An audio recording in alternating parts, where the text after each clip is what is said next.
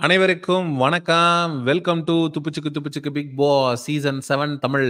என்னடா Bigg pass 8 ஆரம்பிச்சு கோலாகலமா போய்க்கிட்டு இருக்கு. நீ என்னடான்னா பிக் பாஸ் சீசன் 7ன்னு பழைய கதைய பேசிக்கிட்டு இருக்க அப்படின்னு நீங்க கேட்கறது எனக்கு புரியுது. அதாவது பழைய போட்டியாளர் தான். இருந்தாலும் சர்ச்சைக்கு வந்து கொஞ்சமும் குறைவில்லாத ஒரு நபர். நம்மளுடைய பூர்ணிமா ரவி அவர்கள்.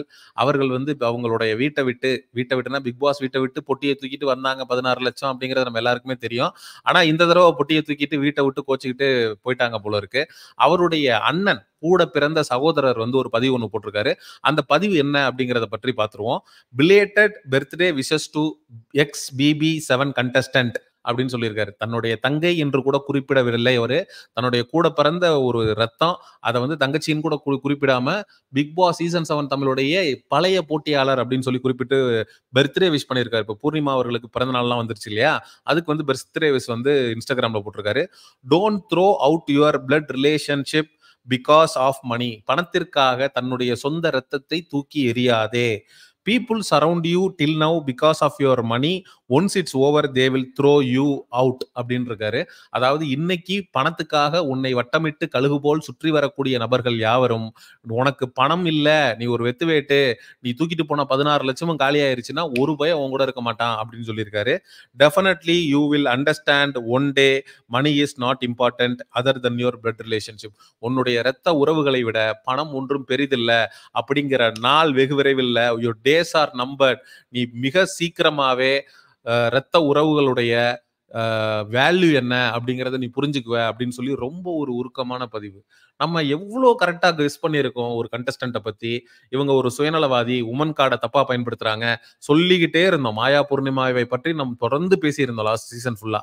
அப்ப அதுதான் சொல்றேனே, அது இதுல இருக்கிறது தான் கேப்பையில வரும் அப்படிம்பாங்க. ஸோ என்ன சொல்றது, அது மாதிரி ஒரு எடுத்துக்காட்டு சொல்லுவாங்க. அது மாதிரி அப்படி இருந்தா தான்டா வரும், இல்லாம இருந்தா எப்படா வரும் அப்படிங்கிற மாதிரி கூட பிறந்த அண்ணன் இப்படி வந்து ரொம்ப உருக்கமா வந்து ஒரு பதிவு போட்டிருக்கிறத பார்க்கும்போது நமக்கு உண்மையிலேயே ரொம்ப மன வருத்தமா தான் இருக்கு. அதுக்கப்புறம் இன்னொரு பதிவுல என்ன சொல்லியிருக்காருன்னா, don't text me to ask anything about the ex BB contestant. ஏன்னா பூர்ணிமாவை பற்றி என்னிடம் எதுவும் கேட்காதீர்கள். I don't have touch with her to say anything, please unfollow me. Poornima ரசிகர்கள் யாராவது இருந்தீங்கன்னா என்ன அன்ஃபாலோ பண்ணிட்டு போயிடுங்க. அவங்களுக்கு எனக்கும் எந்த விதமான சம்பந்தமும் இல்லை, நான் அவங்களோட தொடர்புலையும் இல்லை அப்படிங்கிறத குறிப்பிட்டு ஒரு உருக்கமான பதிவை போட்டிருந்திருக்காரு. நம்ம கேட்கறது என்னன்னா, பூர்ணிமா பிக் பாஸ்குள்ள வந்தீங்க. பிக் பாஸ்குள்ள வந்து ஒரு மிகப்பெரிய நெகட்டிவிட்டி உங்களுக்கு வந்துச்சு. மாயாவோட சேர்ந்து உமன் கார்டை தப்பா பயன்படுத்துறீங்க. பிரதீப் ஆண்டனிக்கு எதிராக ரெட் கார்டு கொடுக்க வச்சீங்க. நிறைய கட்டவார்த்தை பேசுனீங்க. 18+ ஜோக்ஸ் எல்லாம் பண்ணீங்க. இது எல்லாத்தையும் தாண்டி ஒரு கட்டத்துக்கு மேல விஷ்ணுவோட லவ் ட்ராக் ஓட்டுனீங்க. இது எல்லாத்தையும் தாண்டி கடந்து தான் உங்களுடைய பேரண்ட்ஸ், உங்களுடைய தாய், உங்களுடைய அண்ணன் உங்களுக்கு வந்து ஆதரவு கொடுத்தாங்க. மாயாவோடு நீங்க சேர்ந்து போட்ட ஆட்டம் கொஞ்ச நஞ்சம் கிடையாது. ஒட்டு மொத்தமா 100 நாள் சேர்ந்து என்னென்ன அட்டூழியம் பண்ண முடியுமோ அத்தனை அட்டூழியத்தையும் நீங்க பண்ணீங்க. அது எல்லாத்தையும் சகித்து கொண்டு, சரி பரவாயில்ல நம்ம பொண்ணு தானே பண்ணிட்டா, சரி போகுது மாறிடுவா அப்படின்னு நம்பிதானே வந்தாங்க உங்க வீட்டுக்குள்ள, பிக் பாஸ் வீட்டுக்குள்ள. பிக் பாஸ் வீட்டுக்குள்ள பூர்ணிமாவுடைய அண்ணன் கிஷோர், அதுக்கப்புறம் அவங்க அம்மா எல்லாருமே வந்திருந்தாங்க. அவங்க அண்ணன் பொண்ணு எல்லாமே வந்திருந்தாங்க. அவங்களுக்கு வந்து எவ்வளவு பெரிய ஏமாற்றமா இருக்கும். பிக் பாஸ்ல வந்து நீங்க உள்ள போய் நெகட்டிவிட்டி வாங்கும்போது வெளியில இவங்க எவ்வளவு கஷ்டப்பட்டிருப்பாங்க. என் பொண்ணு அப்படி இப்படின்னு பெருமையா பேசியிருப்பாங்க. உங்க பொண்ணு இந்த மாதிரிலாம் விளையாடுதுங்க, கேவலமா வந்து கீழ்த்தனமா விளையாடுது, அப்படியெல்லாம் வந்து எவ்வளவு பேச்சு வாங்கியிருப்பாங்க.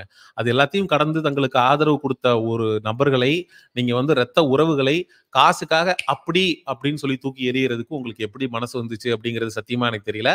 ஆனா யாரோட பூர்ணிமா தஞ்சம் பூந்திருப்பாங்க, யாரோட பேச்ச கேட்டுக்கிட்டு இப்படி எல்லாம் பண்றாங்க அப்படிங்கிறது கடவுளுக்கு தான் வெளிச்சம். நம்ம பார்த்த அளவுக்கு பூர்ணிமா அப்படிங்கிற ஒரு நபரை வந்து உள்ளங்கையில வைத்திருந்தவர் யார் பிக் பாஸ் வீட்டுக்குள்ள அப்படின்னு கேட்டீங்கன்னா மாயா. மாயா பேச்ச கேட்டுக்கிட்டு ஒரு வேலை பண்றாங்களா, இல்ல வந்து வேற யாரும் இன்ஃப்ளூயன்ஸ் பண்றாங்களா? பூர்ணிமா எப்பவுமே மத்தவங்களை இன்ஃப்ளூயன்ஸ் பண்ணி பழக்கம் இல்ல. மத்தவங்க இன்ஃப்ளூயன்ஸ் பண்ணா ஈஸியா இன்ஃப்ளூயன்ஸ் ஆயிருவாங்க. வெளியில வந்து ஒரு ஜோன்ல நம்ம பண்றது சரியா தப்பான்னு அவங்க யோசிச்சதே இல்ல. எப்பவுமே மாயாவோட கட்டுப்பாட்டுல தான் பிக் பாஸ் வீட்ல இருப்பாங்க. இப்ப யாரோட கட்டுப்பாட்டுல இருக்காங்கன்றது தெரியல. நீங்க யாரோட கட்டுப்பாட்டுல இருந்தாலும் சரி, தன்னுடைய சொந்தங்களுக்கு, தன்னுடைய தாய் தந்தையருக்கு, தன்னுடைய அண்ணனுக்கு, தங்கைக்கு, தன்னுடைய இரத்த உறவுகளுக்கு மதிப்பளிக்கலனா, நீங்க எவ்வளவு பெரிய பிக் பாஸ்ல போய் நீங்க என்னத்த விளையாண்டு கிழிச்சிருந்தாலும் அது ஒண்ணுத்துக்கும் பிரயோஜனம் இல்லாத வெத்து வேட்டு தான் அப்படிங்கிறது தான் நம்ம இந்த வீடியோ மூலமாக சொல்ல வருகிறோம். இந்த வீடியோவை நிறைய பேருக்கு ஷேர் பண்ணி நம்ம சேனலை சப்ஸ்கிரைப் பண்ணி நிறைய பேருக்கு எடுத்து கொண்டு போய் சேருங்க. இது வந்து பிக் பாஸ் சீசன் 8 செல்லக்கூடிய கண்டஸ்டன்ட்ஸுக்கு ஒரு பாடமாக அமையட்டும். நன்றி, வணக்கம்.